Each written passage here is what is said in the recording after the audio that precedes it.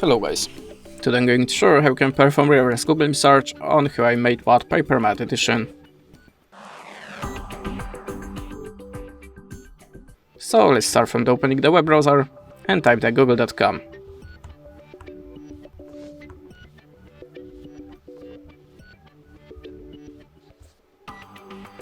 Now click on the small camera icon.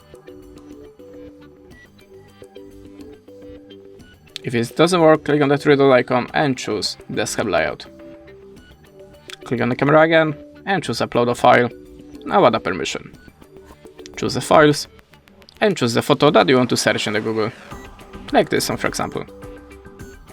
As you can see, now we are looking for similar or the same objects in the Google Picture database. You can also change the searching area by swiping the edge of the square to look for something more specific.